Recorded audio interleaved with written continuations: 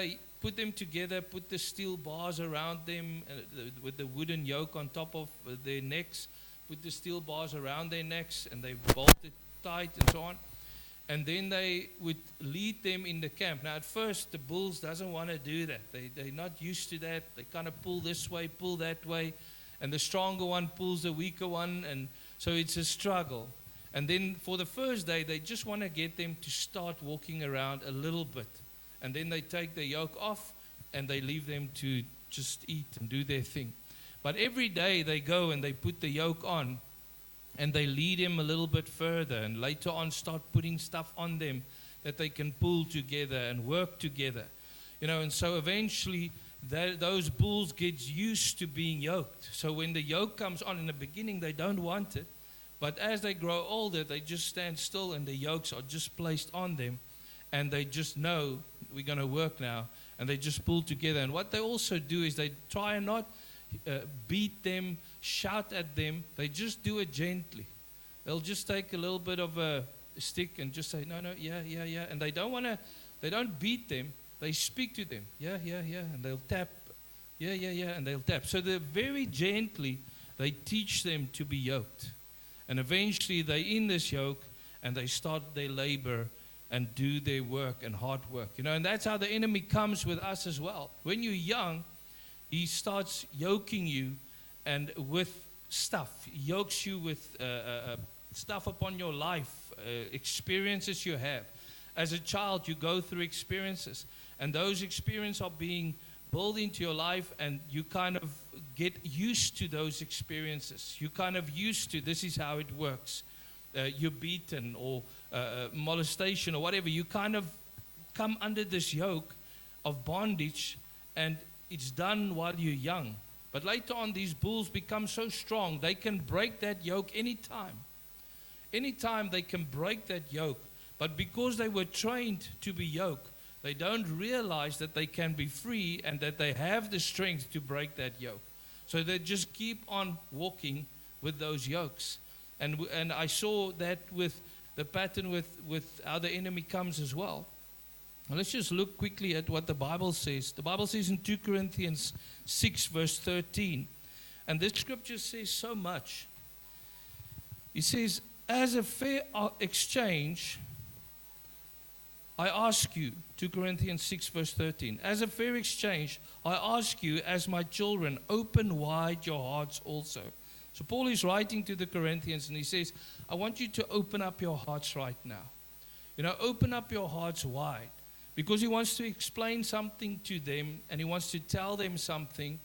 And if they don't open their hearts, what he's trying to tell them will not go in. And I believe that when God speaks to us, we need to open wide our hearts. Sometimes I feel disappointed because I teach and I preach and and then you see people taking the word, and then after a while you just see they don't take it. And they still fall back in their own patterns, still go the way that they used to go. And it's so difficult to get people out of the patterns of their lives. And let me, towards our discussion, to get them out of the yokes that they are yoked with.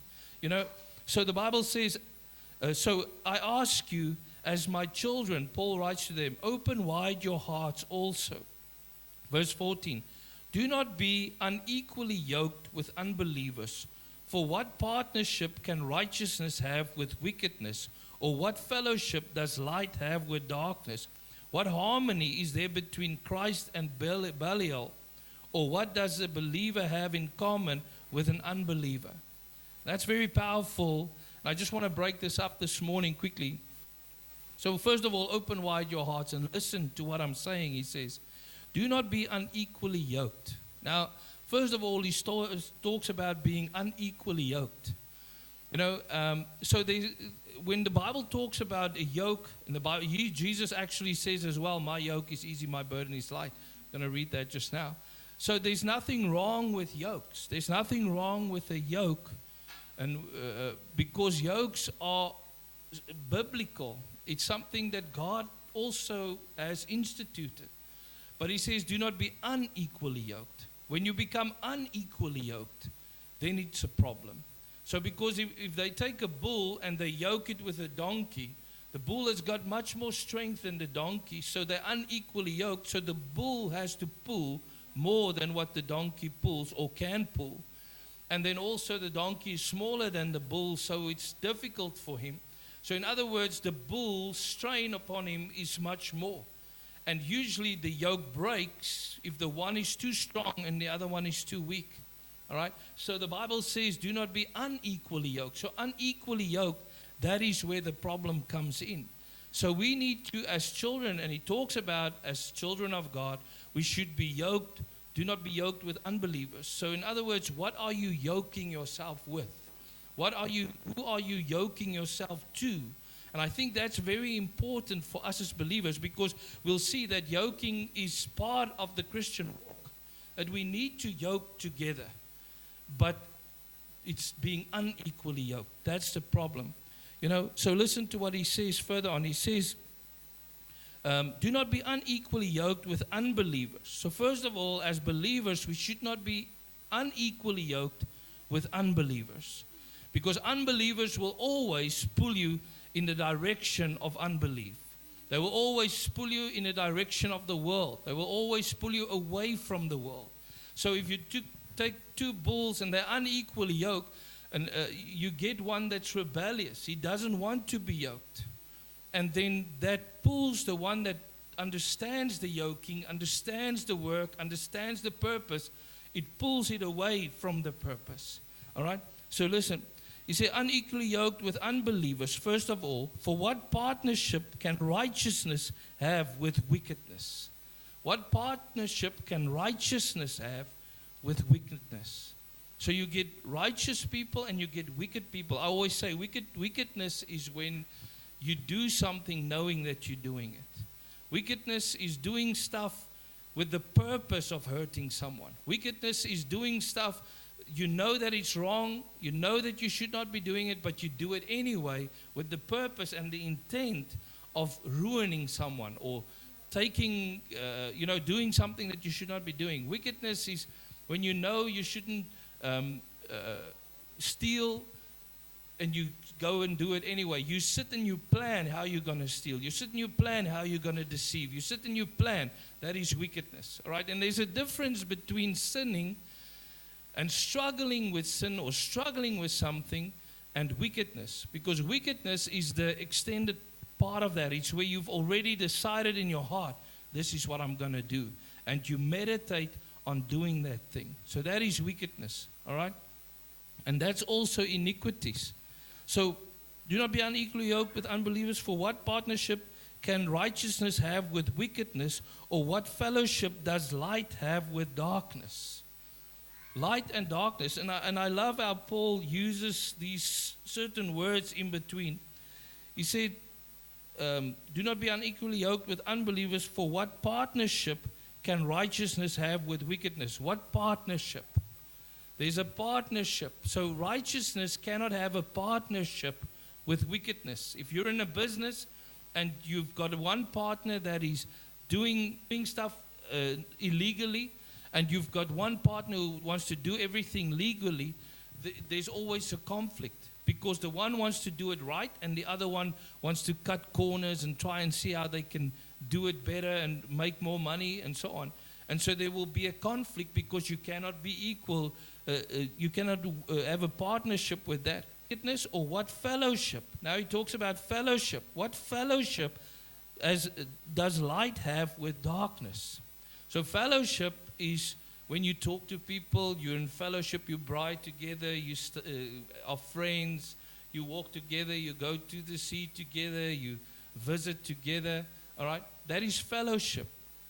So what fellowship does light have with darkness? Darkness doesn't have any fellowship with light because it's either light or it's either dark, all right? You cannot have light and darkness in the same room, in a sense, because as soon as you switch on the light, the darkness goes. As soon as you switch off the light, the darkness comes. All right? And the Bible says light, in Afrikaans says, lig verdryf die duisternis. It casts out darkness. All right? So what fellowship does light have with darkness? It does not have fellowship. And when I talk about this, it talks about believers not having fellowship with unbelievers.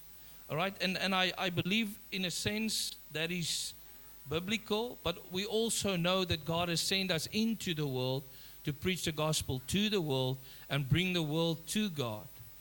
But if the world doesn't want to come to God, if the sinners doesn't want to repent, if they don't want to change their life, then there's no fellowship anymore. All right? So, what fellowship does light have with darkness? What harmony, and I love how he uses now harmony, what harmony is there between Christ and Belial? Or what does a believer have in common with an unbeliever?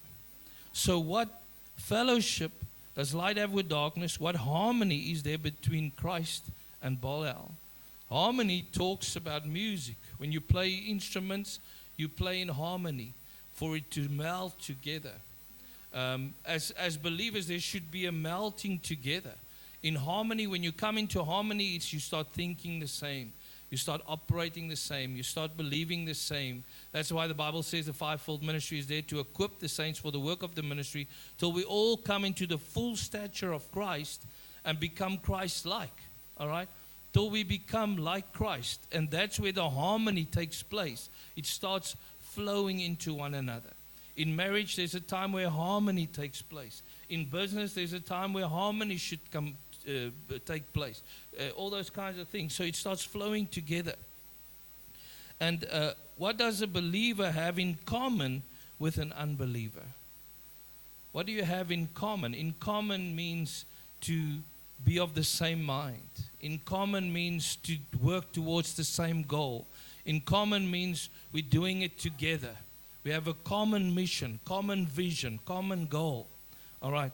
So I went and I saw this word this last night, or actually this morning. What harmony is there between Christ and Belial? And I went and I looked up the word Belial. And that was quite interesting when I saw that. And let me just tell you quickly. Belial is a Hebrew word or term meaning worthless, worthlessness. What harmony or what fellowship is there between, what harmony is there between Christ and Belial? What harmony is there between Christ and worthlessness? All right? So look at this. He says worthlessness or without value. Derived from bel, without. That's the word bel, it means without. And then ya'al, to profit. So without profit. What harmony is there between Christ and that which does not profit? That has no value. You see, when it comes to the things of God, it's got value. When it comes to the things of the world, it doesn't have value. It doesn't have eternal value. It doesn't have lasting value. It doesn't have the value to change, the ability to change, the ability to bring you into line, the ability to show you the truth, and the truth sets you free. So what harmony is there between Christ and something that's got no value? All right, that's quite interesting to me. So he continues, and what the explanation is, he derived from Belial without profit. So there's nothing to profit from it. What communion is there between Christ and something that does not profit? So, in other words, Christ profits. To serve God, it profits you. And now, when people look at the world, I spoke to Sean this morning, a few weeks ago, or a month ago, I started meditating on how the Bible says in the last days, the word of the Lord and the things of God will become simple to men. It's of a simple talk. Where men will start turning away from the truth and following deceiving spirits. It will become simple to them. Stupidity. And I heard, so many times people think that when people are Christians, they're uneducated. They don't really know what's going on in the world. People will always kind of think Christians don't really know what's going on in the world. And I know that there are Christians, when you come into Christ, you start serving God, You don't have all the knowledge. You don't know exactly what to do. You don't know exactly. You kind of come from where you come from. You come out under yokes. You come out under things that you were involved in. And now you hear these things and you need to change your mind. You need to change your ways. You need to be transformed by the renewing of your mind. But as you grow, then I've seen people in my life that were, my one cousin, they were the roughest diamonds that you can find, But in time, they've changed so much when God comes into their lives. And when you speak to them again, you can't believe it's the same person. You can't believe how God has changed them, because there is value in the word. It's got the ability to change you. It changes your nature. Where if your nature is bad in the world, it will stay bad. But as soon as you start serving God, reading the word, changing your mind, and this is the greatest foundation to build your life on, is the word of God. You can build your life on all opinions of men. You can build your life on all kinds of lies. You can build your life on all kinds of thoughts and presumptions, like I said last week, You thought it works this way. But with the Bible, With the Bible, there's truth. With the Bible, it's the firm foundation, the rock on which we stand. The word of God is sharper than any double-edged sword. It penetrates, dividing soul and spirit, joint and marrow. It's got the ability to break through every bondage, every work of the enemy, every lie, every yoke. The word of God has the power to break it. The Bible says the word of God is like a hammer. It breaks the largest rock. So the word can penetrate, dividing soul and spirit. All right? So I looked at this and it continues. He says, originally used in the Old Testament to describe wicked, lawless, or rebellious individuals, often as sons of Belial. So when you look at that, what relationship is there between Christ and rebellion? What relationship, harmony is there between Christ and wickedness? What harmony? There's no harmony. It doesn't go together. It's like fire and petrol, It doesn't go together. Sean had experience this week. Something or someone completely worthless. Now, that's what they describe. Belial is someone who's completely worthless. And in the Bible, when you look at the sons of Eli, you remember with Samuel being in the temple, and there were Eli, he was the priest, and he had these two sons, or these three sons, and they slept with the temple prostitutes. They stole the fatty foods from the altar and ate that. They had this broiling pot, and they always took the good meat from there. They were supposed to take a three-legged fork and push it in there, and whatever comes up with the fork, that is what they could eat from the meat that was sacrificed. But what they did, they looked for the choicest food, so they took the fork and lekker veertjies aan. And then they take that one, So they were worthless to God. They had no value for God. And then at the end of the day, they all died, and Eli fell backwards on his chair, and he died also. And then Samuel became the priest of Israel, and God changed the whole thing. All right? So someone completely worthless. Other interpretations suggest yokeless or never to rise. Sure. And that touched me. Yokeless or never to rise. So if you cannot be yoked, so it's not wrong to be yoked, but be yoked with the same kind. Be yoked with believers. Be yoked with people with the same purpose, destiny. That's why it's so important, even in marriage, to be yoked correctly. In business relationships, be yoked correctly. All right, so there's nothing wrong with being yoked, but he talks about, it suggests, Belial suggests yokeless. So it's someone that can never come into submission. It's someone that can never be yoked. You can never come in line with a system. Never come in line, and let's use the kingdom of God. You can never come in line.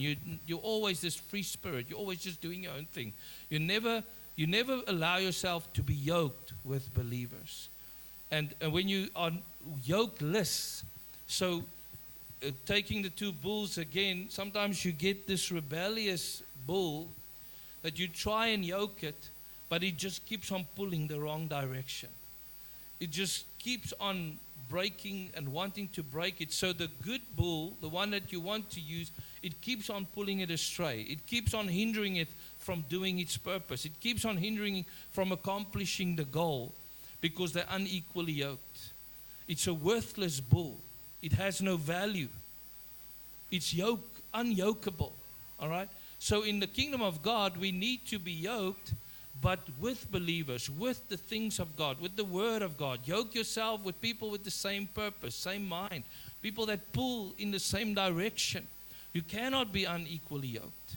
And I think that's a problem that we have in the body of Christ many times today, is that the yokes are not pulling together.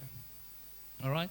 So then it continues to say, yokeless, never to rise. So if you're yokeless and you cannot be yoked, you're worthless, then you will never rise. You see, because it's people that sometimes helps you to rise to your next level. It's to be involved in something that's got purpose that helps you to rise to your next level. The Bible says the race doesn't belong to the swift nor the battle to the strong, but time and chance happens to them all. The right opportunity that comes at the right time will take you forward. And usually those opportunities comes through people. It comes through maybe a business that you get involved in, and you yoke yourself with that, and then you go forward. You start reaching goals. You start accomplishing things. You can start building things. You can start buying things. You can start build a life. And then it says embodying sloth, impurity, and vile behavior. So you can see that in sloth, impurity, and vile behavior. So why am I saying this morning, you know? Because I really believe that in these days that we are in now, we need to be careful who we yoke ourselves with. We need to be careful who we pull with. Because you can be distracted by Belial, or a yoke that distracts you, that pulls you away, that robs you of your destiny. Because you've got a purpose. Say the field needs to be plowed. There's a purpose in that. You're working with the owner, working with God, and you want to plow this field.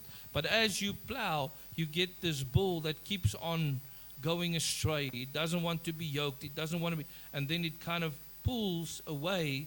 And eventually the yoke breaks and the goal cannot be accomplished. So be careful who you yoke yourself with. You know, and the main thing is to be yoked with Jesus. The Bible says in Matthew 11 verse 30, it says, "Come to me, all you who labor and are heavy laden, and I will give you rest. Take my yoke upon you and learn from me." Matthew 11 verse 30. Verse 29. "Take my yoke upon you and learn from me, for I am gentle and lowly in heart, and you will find rest for your souls. For my yoke is easy and my burden is light." So Jesus writes, and Jesus speaks, he says, "Follow me, for my yoke is easy and my burden is light." You see, when you start yoking yourself with Jesus and the things of God, he says, "My yoke is easy, my burden is light." Why is it easy? Because he's already done the work. He's already finished the work. You just need to come in line with him, and you step into that which God has for you.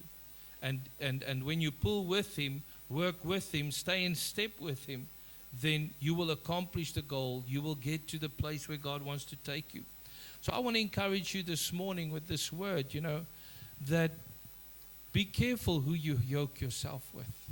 I know there are so many times in the world where the enemy will send things and try and do things to yoke you to the wrong kinds of things.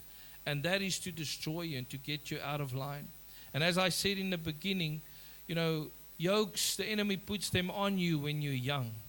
And then he trains you in those things. Many of us carries yokes of our past. We carry yokes of things that has happened to us when we were young. We carry yokes. of things that has gone wrong, mindsets we formed, ideas we formed, things, belief systems we've built, and those things are trying to pull us away. And it's constantly breaking you down. It wants to make you worthless. It wants to make you unyokable because you've been hurt in the past so many times that you do not trust anyone. You do not want to. You kind of rebel against everything because of that. So I want to encourage you today, and I'm going to pray this morning that every yoke will be broken over us. Every yoke that the enemy wants to bring upon our lives, every mindset, every thought, everything that you have seen as truth, which was a lie. Because the enemy will teach you the lie and yoke you with those things. And then let us be yoked with Christ. Let us become yokeable and say, Lord, here I am. Take me, use me, fill me. I work with you. All right? So let's just pray. So Father, we just come to you this morning, Lord, and I pray for us as a church. Lord, I pray that you will help us, Lord, to not be unequally yoked, that we will have fellowship with Christ and not Belial. Father, that we will not associate or be in harmony with darkness, because there's no harmony between darkness and light. And Father, I pray that you will touch us this morning, and that you will help us. Father, everyone this morning, Father, even in our church, even people that are not here, that are yoked with the world and yoked in things where the enemy wants to pull them away and distract them and rob them. Father, we break those ungodly yokes this morning in Jesus' name. Father, we bind them in Jesus' name. And Lord, I thank you this morning that you break us free from every worthless yoke. Everything that steals our lives, Lord, and that you will yoke us together with you. And Father, that everyone that has been, the enemy has tried to yoke and rob, Father, we call them in Jesus' name to come back. Father, we thank you that you heal them, you restore them. Father, you bring them back into a place of significance. You bring them back into a place of wanting to yoke. You bring them out of rebellion, Father, into a place of saying, I will submit, Father, because someone that doesn't take the yoke doesn't want to submit. Father, and I pray that you will come and bring them under the submission of your Holy Spirit, the submission of your presence, Father, the submission of your word. And Father, this morning we submit ourselves to your word. We submit ourselves to your guiding and your leading. We submit ourselves, Father, to your presence. We submit ourselves to your promptings and the working of your Holy Spirit. And Father, I release it over this church this morning. That we will hear the voice of your Spirit. That we will hear the voice of your heart, Father God. And that we will come in line. That we will yoke ourselves with you, because your word says, my yoke is easy and my burden is light. And Father, everything that the enemy has heavy laden on us, the yokes that we are pulling that are so heavy because we're pulling alone, or we're pulling against the goat, or pulling against the donkey, or pulling against whatever. Father, I pray this morning that you will just heal us. Father, we yoke ourselves with you. We come in line with your word. We come in line with your Spirit. And Father, we thank you that we will go up and not under. That we will have value in this life. That we will be going up and not under. We will be strong in the Lord and in His mighty power. Whatever the enemy has meant for harm, Father, you turn it for the good of them that love you. Father, and in every terrible situation this morning that we find ourselves in, because we love you, you will turn it for the good. And Father, I thank you. Like when Joseph was with his brothers, he said, that which you have meant for harm, the Lord has turned it for the good. And Father, I thank you this morning. I release that over this church. That which the enemy has meant for harm, you turn it for the good. Even in this church this morning, that which the enemy has meant for harm, you turn it for the good. You turn it, Father, in Jesus' name. And Father, this morning, every yoke is broken.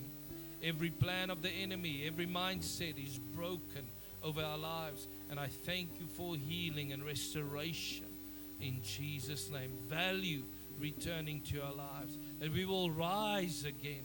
That we will rise again, Father, in Jesus' name. Amen. Amen. Amen.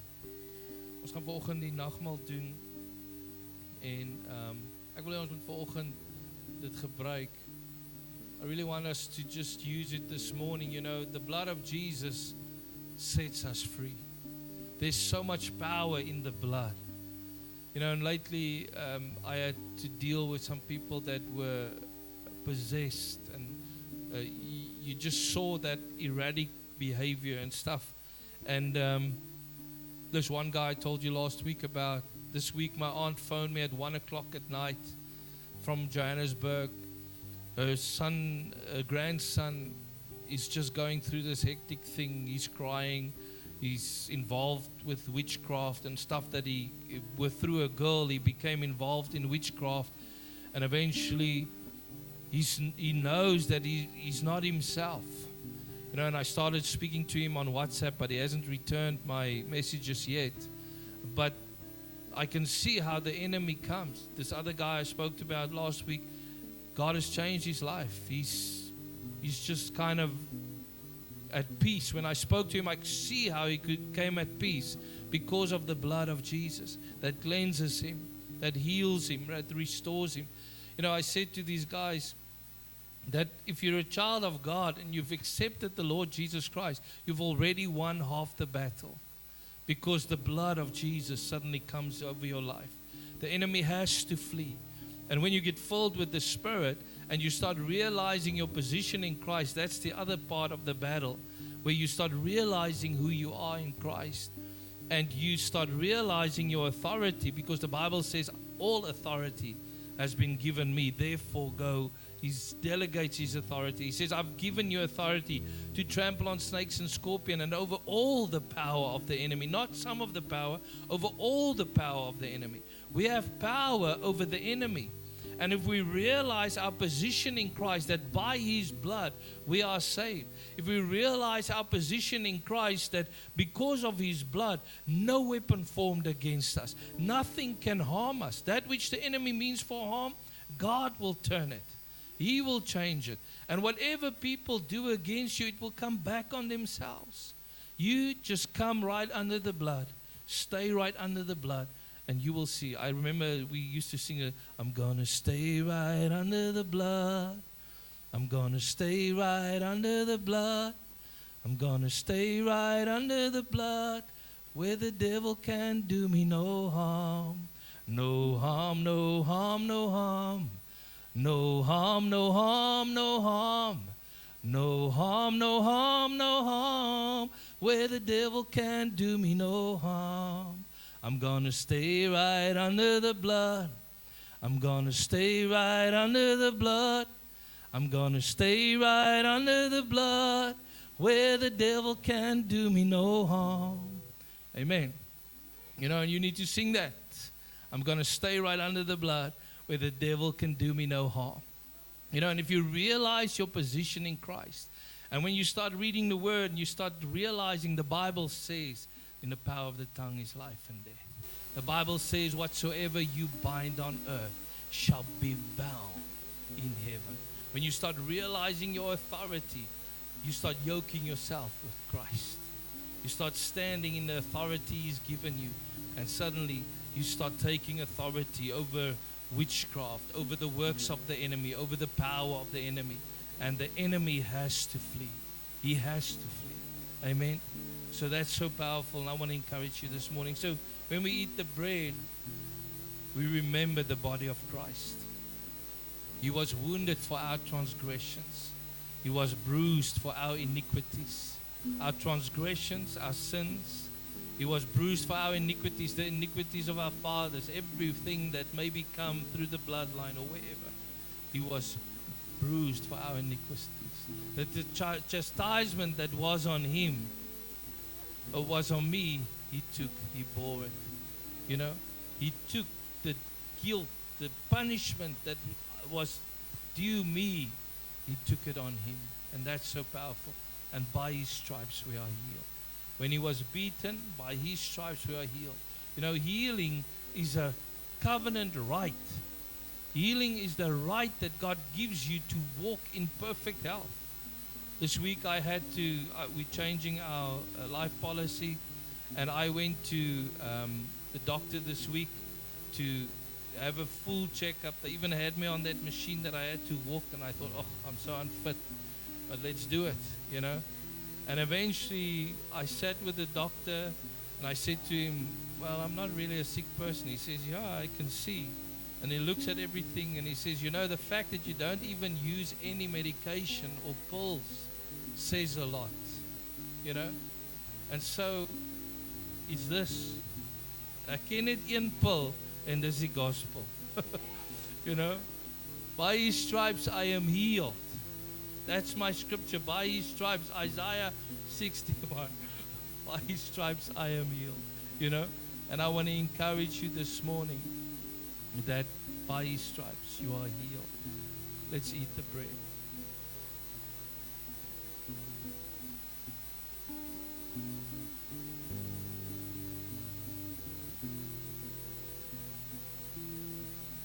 Father, this morning I thank you that we can appropriate the blood of Jesus to our families. Father, that first of all the bread, that the covenant meal that we are eating, reminding you of the covenant we have with you and in you through your Son, Jesus Christ. His body was broken. He is the covenant sacrifice. And Father, this morning, whatever is yours is ours. Whatever is ours is yours. And we exchange, Father, our weakness for your strength. We exchange our sickness for your health. We exchange our poverty for your wealth. Father, and we thank you for this change that we can experience this morning. And Father, this morning we take the cup, the blood of Jesus, and we're going to stay right under this blood, Lord. We thank you that your blood covers us. We thank you that your blood covers our houses. And not just like in the Old Testament, it just covered over sins, but it took it away. And Father, this morning your blood takes everything that is not from you. Every evil, it takes it away. It washes it away. It cleanses it forever. And Father, I thank you for your blood this morning. In Jesus' name.